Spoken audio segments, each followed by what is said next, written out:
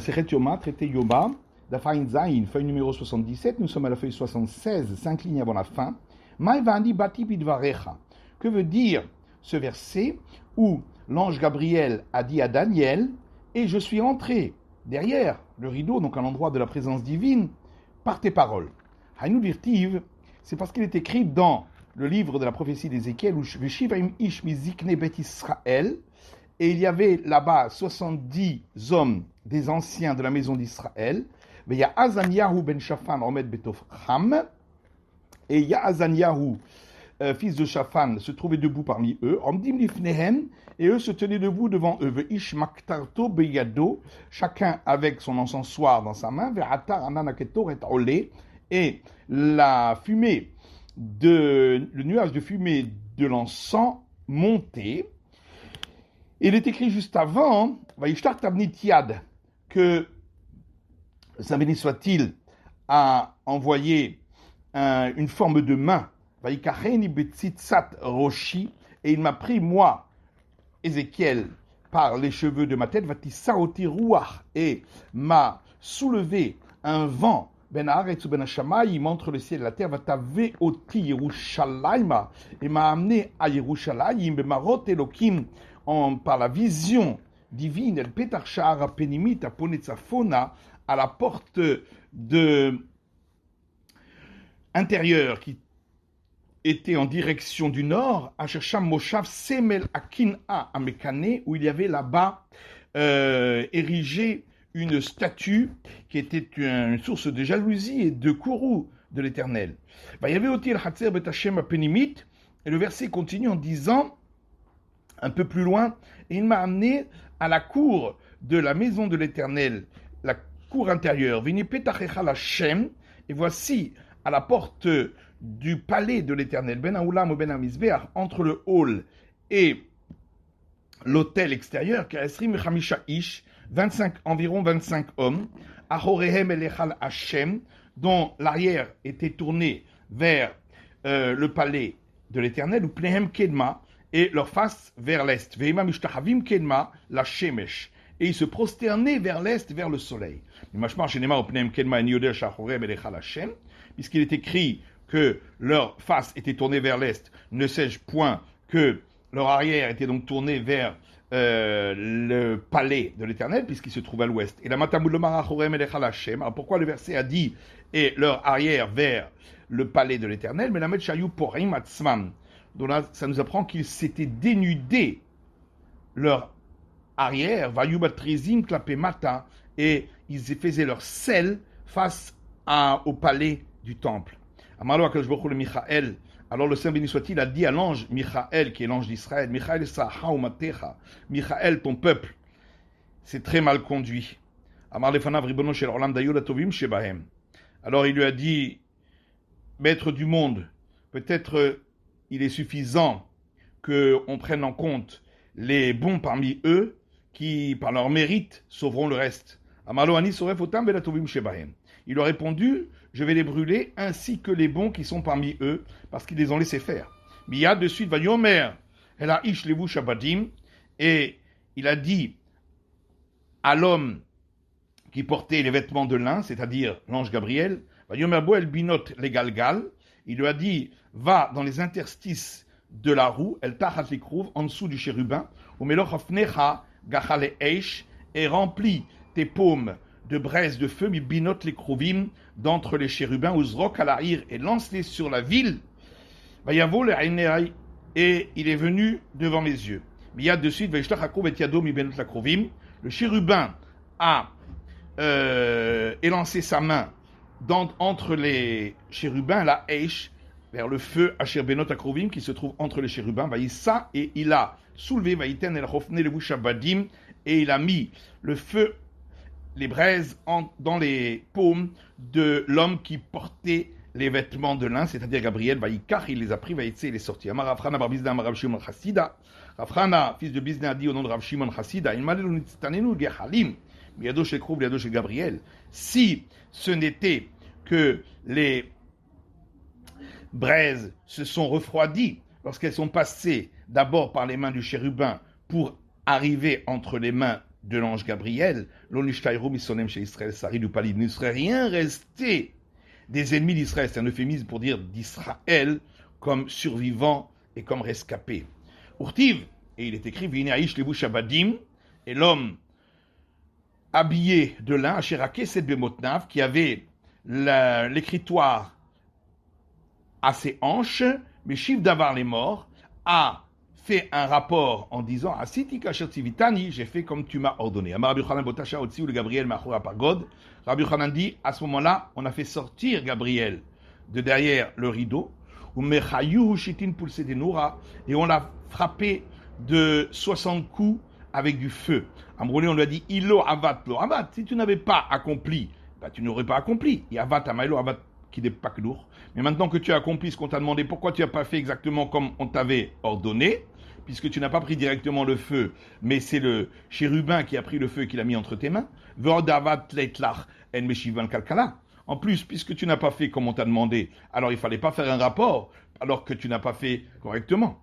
Aïtouha, les Douviel. Alors on a fait venir l'ange Douviel, Sarah de Parsaï, le prince des Perses, on l'a mis à la place de Gabriel, et il a pris ses fonctions pendant 21 jours. Aïnou dirtiv, et c'est ce qui est écrit dans Daniel, Paras, Omed Lenegdi, et l'ange du royaume de Perse se tient debout devant moi, Esrim Vechadium, pendant 21 jours, Veine Michael, et voici Michael, Echad Asarim Arishonim, un des premiers anges, Bal et Ozreni, est venu pour m'aider, Vani Notarti Sham Etzel Malche Paras, je suis resté là-bas parmi les rois de Perse. Yavoul Esrim Vechad Malche, et on a donné au royaume de Perse 21 rois, ou par Vata de Mashig, et le port de Mashig, et donc c'est lui qui a régné pendant 21 jours pour montrer que le peuple d'Israël serait asservi par les Perses. Amar, il a demandé, le prince des Perses, que Tivouli le Israël Ba'akraga, écrivez pour moi que Israël devra payer des impôts au roi de Perse. Quand voulez, ils lui ont écrit que Tivouli Rabbanan Ba'akraga. Il a demandé, écrivez-moi également que les sages d'Israël doivent payer des impôts au royaume de Perse. Quand voulez, ils lui ont écrit. Lorsqu'ils ont voulu signer l'édit, Ahmad Gabriel Mahora Pargod, alors Gabriel s'est tenu debout derrière le rideau, Ve'amar, il a dit, Shav lachem ashkim ekum. Ça ne vaut rien pour vous de vous lever tellement tôt, et de vous coucher tellement tard, et de manger votre nourriture dans la souffrance. Voilà que à ceux qu'il aime, il leur donne même quand ils dorment. Qu'est-ce que ça veut dire à ceux qu'il aime, il donne quand il dort? C'est une autre explication de Rabbi Tzrak. Il s'agit des femmes de ceux qui étudient la Torah, qui s'empêchent de dormir dans ce monde-ci pour aider leur mari, et ainsi elles mériteront le monde futur. Mais on n'a pas fait attention à l'ange Gabriel. Alors il a dit devant lui, maître du monde, si tous les sages des peuples du monde étaient sur un fléau de la balance, et Daniel, celui qui est désiré, sur l'autre fléau, il n'aurait pas été plus important que les autres et plus lourd. Alors le Saint il a dit, qui est celui-ci qui cherche les mérites pour mes fils? Gabriel. On lui a dit, maître du monde, c'est Gabriel. Amar lahem yavo, et il leur a dit qu'il entre. Shenema vani bati bidvarecha. Et c'est pourquoi Gabriel a dit à Daniel, voici, je suis entré grâce à tes paroles. Amar lehu le'ul, alors il leur a dit qu'il entre, a'ailuhu, et ils l'ont fait entrer, atash kechel Doubiel, et quand il est rentré, il a trouvé Doubiel, de nakatle le garté, beyade, qui tenait cet édit dans sa main. Baal Emir Mamine, il a voulu le prendre de ses mains, Bala, alors Doubiel l'a avalé. Certains disent que c'était écrit, mais ça n'avait pas encore été signé. Et d'autres disent que ça avait déjà été signé, mais quand il l'a avalé, ça a été effacé. C'est pourquoi, sous le règne des Perses, certains payent des impôts, certains parmi les sages, d'autres ne payent pas. Et dit, moi là je suis sorti, voici que le prince l'ange des Grecs est venu, parce qu'Israël finirait par être asservi par les Grecs. Avi les Kadash Garbé. Il a crié, personne n'y a fait attention. Vibaïtema, Ritza décret Inouï, Manaran. Si tu veux, je peux donner une autre explication. D'où sait-on que se laver, ne pas se laver est appelé une mortification pour le jour de Kippour. Mais de ce verset, dit-il, parce qu'il est écrit au Léviatar à Kohen, à Éviatar le prêtre, Amar Ameler, a dit le roi à Salomon, Anatot lecha al sadecha, va chez toi à Anatot, dans tes terres, qui ishmavet tata, parce que tu es passible de mort, puisque tu as abandonné le roi David et tu es allé avec Adoniyahu.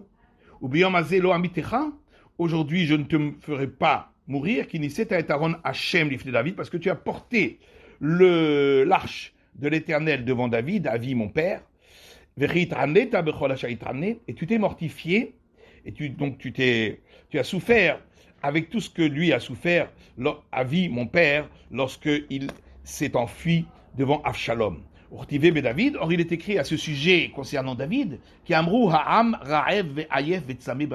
ils ont dit, le peuple est affamé et fatigué et assoiffé de la marche du désert.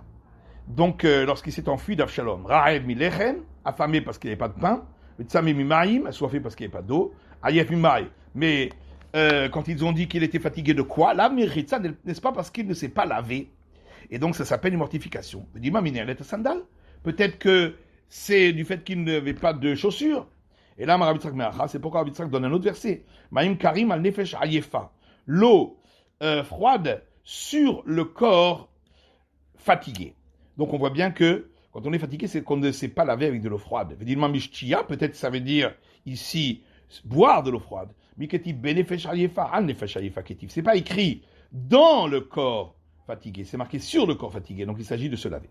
On est là, et d'où sait-on que ne pas mettre de chaussures, ça s'appelle une mortification, dit-il, parce qu'il est écrit David et David montait sur la pente des oliviers lorsqu'il s'est enfui de Avshalom, il montait en pleurant, Verosh lo chafoui, sa tête était couverte d'un foulard, Vehu holer yachef, et il marchait pieds nus. Yachef mimai, qu'est-ce que ça veut dire pieds nus? Là, minéret sandal, n'est-ce pas? Ça veut dire qu'il n'y avait pas de chaussures, et ça s'appelle une mortification, comme on l'avait vu. Vedilma mesousia martaka. Peut-être non, ça veut dire qu'il marchait à pied, il n'avait pas de chevaux ni de fouet pour les faire avancer. Et là, Rav Nachman bar Yitzhak, c'est pourquoi Rav Nachman bar Yitzhak ramène un autre verset. Mais Acha, il dit, c'est de ce verset. L'air ou pitarta hasak me'al motnecha, dans la prophétie d'Isaïe, va et dénoue le vêtement en crin de chèvre que tu portes sur tes hanches, et tes chaussures, tu les enlèveras de tes pieds. Il est écrit, il a fait ainsi, alors il a marché dénudé et pieds nus. Qu'est-ce que ça veut dire donc ici pieds nus? La mina, il a ta sandale, n'est-ce pas? Ça veut dire qu'il portait pas de chaussures. Peut-être ça veut dire qu'il portait des chaussures rapiécées. Dis-le Temari, parce que si tu ne dis pas ainsi, arum mamash, est-ce qu'on va dire qu'il était complètement dénudé? Et la Bible gadim belouyim. Forcément, ça veut dire qu'il était en haillon. Ici aussi, c'est des chaussures rapiécées. Et là, c'est pourquoi Rav Nachman bar dit, voici le verset, évite que tes pieds soient nus, de marcher nu-pied, ou groner mitsom a, et que ta gorge soit assoiffée lorsque tu vas partir en exil. Ça veut dire, empêche-toi de fauter, pour que tes pieds ne soient pas sans chaussures, et évite que ta langue parle des paroles futiles, que des sheloyavo groner des a, afin que ta gorge n'en vienne pas à être assoiffée lorsque tu partiras en exil. Donc on voit bien que nu-pied, ça veut dire sans chaussures. Nous sait-on que ne pas avoir de relation conjugale, ça s'appelle une mortification. Dire-t-il, parce qu'il est écrit Im te'aneh benotai. Lavan a dit à Yaakov, si tu feras souffrir mes filles, ou si tu prends d'autres femmes en plus de mes filles. Imtehane, mitashpish. Si tu les feras souffrir, mortifier, ça veut dire que tu empêcheras et tu n'auras pas de relation avec elles. Imtikar, et si tu prends d'autres femmes, mitzarot, ça veut dire des rivales. Veimaïdi veidi mitzarot. Peut-être les deux veulent dire des rivales. Miketiv imtikar. Est-ce que c'est écrit et si tu prends veimtikar ketiv, c'est marqué et si tu prends, donc il s'agit d'autre chose. Veimaïdi veidi mitzarot, peut-être qu'en réalité les deux parlent de prendre des rivales. Chad mitzarot d'idées. Une c'est les rivales qu'il a déjà, donc bilha et zilpa, qui sont pour l'instant des concubines qui ne les prennent pas comme femmes, et une autre qui ne prennent pas d'autres femmes. Et donc ce serait dans le même ordre d'idée de ce que est écrit si tu prends. Mais c'est pas écrit si tu prends et si tu feras souffrir. Parce que d'abord il aurait dû parler de prendre d'autres femmes, le plus grave, et ensuite de prendre ses femmes à lui pour en faire ses concubines, pour en faire des rivales. Or c'est écrit d'abord si tu feras souffrir, et ensuite si tu prends, donc forcément, si tu feras souffrir, ça veut dire si tu n'as pas de relation avec mes filles. Amale Rapapa le Abaye, Hatashmish Goufaï, Créainouï. Rapapa dit Abaye, mais au contraire, on voit que les relations elles-mêmes s'appellent une souffrance, une mortification, puisqu'il est écrit concernant Shechem avec Dina, Vaishka Vota, il a une relation avec elle, Vayeaneha, et il l'a fait souffrir, il l'a mortifié. Amale Hatam She'ina Mibdiot Acherot. Il dit non, là-bas, ça veut dire qu'il l'a fait souffrir par le fait qu'il n'a pas eu d'autres relations par la suite avec elle. Bon, ça j'ai enseigné, on n'a pas le droit de se laver même une partie du corps à Kippour, comme il est interdit de se laver tout le corps. S'il était sale par de la boue ou des excréments, il aura le droit de se laver normalement, il n'a pas à craindre parce que il se lave pas pour son plaisir, simplement pour pour enlever la saleté. Assour la sour mixat goufo, de même on n'a pas le droit de se oindre avec une huile sur une partie du corps, kechol goufo, comme sur tout le corps. Vimaya cholé, s'il était malade, ochayulo khatatin berosho, ou qu'il avait des plaies sur sa tête, sarke darko venochoshesh, dans ce cas-là il a le droit de passer une huile dessus, et il n'a rien à craindre, c'est parce que c'est pas pour son plaisir, c'est pour guérir. Tana, des Ménaché, une braïta de la maison d'études de Ménaché, Ramanchion Gamiel Omer, Ramanchion Gamiel dit, mais dira Isha Yada Achad Bemaïm, une femme a le droit de se tremper une main dans l'eau à Kippour, venotenet patetino, pour donner du pain à son petit, parce que il y a un mauvais esprit sur la main lorsqu'on le donne au petit, Vena Rochechet, et n'a rien à craindre parce que c'est pas pour son plaisir. Amroa Laval Shamaï Azaken, chez l'Orat Sadachil Biado Achat, mais par contre on a dit que Shamaï Azaken ne voulait pas donner du pain à son petit avec une main lavée. On lui a ordonné de se laver même les deux mains. Pourquoi dit Abaye? À cause de ce mauvais esprit qui s'appelle Shifta, qui réside sur les mains quand on donne du pain à un petit. Il y a nos sages ont enseigné, celui qui va pour aller à la rencontre de son père au Pénérabo, ou à la rencontre de son maître au Péné Mishigadol Mimen, ou à la rencontre de celui qui est plus grand que lui, envers Atzavaro Bemaïm, il a le droit de passer dans l'eau, même jusqu'à son cou. Veno Rochesh, il n'a rien à craindre parce qu'il ne le fait pas pour son plaisir, mais pour aller honorer celui-ci. On s'est posé une question. Qu'est-ce qu'il en est si c'est le maître qui veut aller rencontrer le disciple? Est-ce que c'est permis pour lui aussi de traverser l'eau? Tashba Damar Ravitzrak Barchana. Alors, eh bien, écoute, Ravitzrak, fils de Barchana, a dit Anachazite les Zeiri. Moi, j'ai vu Zeiri d'Azal et Gaberer Bichia Barashi, qui est parti à la rencontre de Rafria Barashi Talmidé, son disciple, et il a traversé l'eau à Kippour. Ravashi Amar, Aou Rafria Barashi ou de Azal les Gabé des Zeiri Rabé. Alors, Ravashi dit non, c'est l'inverse. C'est Rafria Barashi qui est allé traverser l'eau pour aller à la rencontre de Zeiri, son maître. Ravashara Livne Aiva Yemina, Rava autorisé aux gens d'un endroit appelé Aiva Yemina, les Merbar Bemaya, de traverser l'eau, l'intour repéré pour aller garder leurs fruits. Amarle Abaye les Rava, Tania de Messayalar, Abaye a dit à Rava, j'ai une braïta qui est un appui pour toi, Chomre Perot, ceux qui gardent les fruits, Ovrina Atzavaram de Maïm, ont le droit de passer dans l'eau même jusqu'à leur cou, à Kippour. Ven Rocheshim, il n'y a rien à craindre puisqu'ils ne le font pas pour leur plaisir. Rabbi Yosef Shara Lehu, Livne Betarbou, Rabbi Yosef a autorisé aux gens de Betarbou, le Mervar de Maya, de traverser l'eau, les mettre les pirka pour venir au cours de Torah. Les Mizal Loshara Lehu, par contre, il n'aura pas permis de retourner. Amal Abayim Kanata Marchi Anatilavo. Abaye lui a dit, mais alors à ce moment-là, tu leur dresses une embûche pour plus tard, puisqu'ils ne voudront plus venir, parce qu'ils savent qu'ils ne pourront plus retourner. Ikadamri, d'autres disent, Charalou le Mété, mais Charalou le Mézal. Il leur a permis de venir, il leur a permis de retourner. Amal Abaye Bish, Amal Mété les Chaye. Abaye a dit, je comprends que tu leur as permis de venir, c'est pour la mitzvah, c'est pour accomplir le devoir religieux. et la mizal maïtama. Mais pourquoi tu leur as permis de retourner? Pour ne pas que leur dresser une embûche pour plus tard, qu'ils voudront plus venir parce qu'ils sauront qu'ils ne peuvent pas retourner. Ravuda et Rav Shmuel bar Ravuda, Abu Kaime Aguda de Nahar Perat.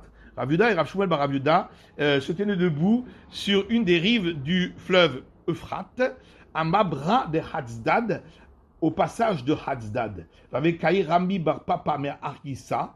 Et Rami Bar Papa, lui, était debout à l'autre rive. Ramal ou Kala, il leur a crié en disant Maou le me'abar le meite les gabaïro. Est-ce que j'ai le droit de traverser pour venir chez vous, le Michal Shmata, pour demander un enseignement de Torah? Amal et Raviuda, alors Raviuda lui a dit Ravu Shmuel d'Amre Tarvayou, Ravu Shmuel disent tous les deux, au vert, il a le droit de traverser, à condition de ne pas sortir ses mains d'en dessous le bas de sa tunique, pour remonter sa tunique vers le haut, pour ne pas la mouiller, parce que ça ressemblerait à celui qui transporte quelque chose pendant Shabbat ou qui pour ici. Ikadabré, certains disent, Amal et Rav Shmuel bar Rav Yehuda, Rav Shmuel, fils de Rav Yehuda, lui a dit, Tanina, c'est une braïta qui dit, au vert, il a le droit de traverser, condition de ne pas sortir sa main d'en dessous le bas de sa tunique. Kifla Rav Yosef a objecté, ou Bechol Kaigamna Mishari, même en semaine, est-ce que ce serait permis de traverser un fleuve jusqu'au cou? Pourtant c'est écrit, et il a mesuré 1000 coudées de ce cours d'eau qui sortait du temple, qui sortira du temple dans les temps futurs. Et il m'a fait traverser l'eau, mais Afsaïm, qui est arrivé jusqu'aux chevilles. Mais quand Shimutal a à Afsaïm, de là on apprend qu'on a le droit de traverser un fleuve dont l'eau arrive jusqu'aux chevilles. Puis il a mesuré encore 1000 coudées. Il m'a fait traverser l'eau qui arrivait jusqu'au genou. Mais quand Shimutal, Avor Birkaim, de là on apprend qu'on a le droit de traverser un fleuve qui arrive jusqu'au genou. Vayamod Elef, il a mesuré encore 1000 coudées. Il m'a fait traverser l'eau qui arrivait jusqu'aux hanches. Mais quand Shimutal, Avor Admodnaim, de là on apprend qu'on a le droit de traverser lorsque l'eau arrive jusqu'aux hanches. Mikan Velar, et ensuite, Vayamod Elef, il a encore mesuré 1000 coudées. Nachal Asherlo Uchalavo. Et là, c'était un fleuve que je ne pouvais plus traverser. Amarabaye. Donc, on voit donc qu'on n'a le droit pas au-dessus des hanches, on n'a pas le droit. Alors, Abaye répond Shani Nachal, Deredif et Maya. Ce fleuve-là est différent parce que ses eaux sont impétueuses. Yachol Yavirenu Besirve. J'aurais pu croire qu'il pouvait traverser en nageant. Kamulomar qui gaou Amaim Meshahu. Et il a dit je ne peux pas traverser car les eaux sont arrivées très haut. Des eaux où il faut nager. Donc même nager, il n'avait pas le droit. Maïm et Charkou, qu'est-ce que ça veut dire des eaux où il faut nager? Shiuta. C'est donc nager, qui est appelé Shiuta en araméen, chez Ken Korin, le Shaita Saicha. Puisque on appelle nager Saicha en araméen.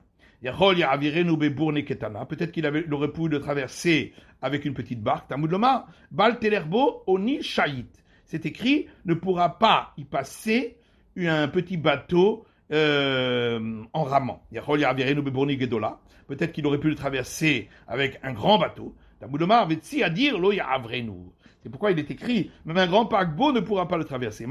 Comment on voit ça dans le verset, qu'il est Metagen Rav Yosef, comme Rav Yosef a traduit, Lotazilbe Bisfinat Sayadin, on ne pourra pas le traverser ni avec des bateaux de pêcheurs, ou Bourni Rabbati, ou un très gros paquebot. L'Otego Zena ne pourra pas le traverser. Amar Ravuda ben Pazi, Ravuda fils de Pazi, dit Malachamavet en oreshut la avor betocho. Même l'ange de la mort n'a pas le droit de le traverser. Ketiva Rabal Telerbo, comme il est écrit ici, que ne peut pas le traverser Oni Shait, une barque en passant. Urtivatam, mais c'est écrit là-bas concernant l'ange de la mort, Mishut Baretz, de passer dans la terre. Donc le même mot on le trouve dans ce verset. Amar Abitras Mishum Ravuna, Tzipora A.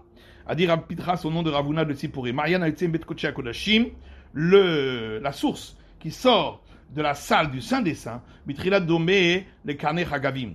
Au départ, elle a la largeur des antennes des sauterelles. Kevon Shigar le Petachechal, arrivé à la porte du palais du temple, Naase Kechut Shel Sheti, sa largeur est celle d'un fil de chêne, Kevon Shigar le Ulam, lorsqu'elle arrive au hall du temple, Naase Kechut Shel Arev, sa largeur est comme un fil de la trame, Kevon Shigar le Petachazara, arrivé à la porte du parvis du temple, Naaseh Kepi par Katan, elle a la largeur de l'ouverture d'une petite fiole. Vaïnou l'Etnan, et c'est ce qui est écrit dans une Mishnah, Rabbi Eliezer ben Yaakov Omer, Rabbi Eliezer ben Yaakov dit, Maïm befakin atidin liot yotzin mitachat miftan abayit, des eaux qui ont la largeur de l'ouverture des fioles, des petites fioles, finiront dans le futur, sortiront d'en dessous du pas de la porte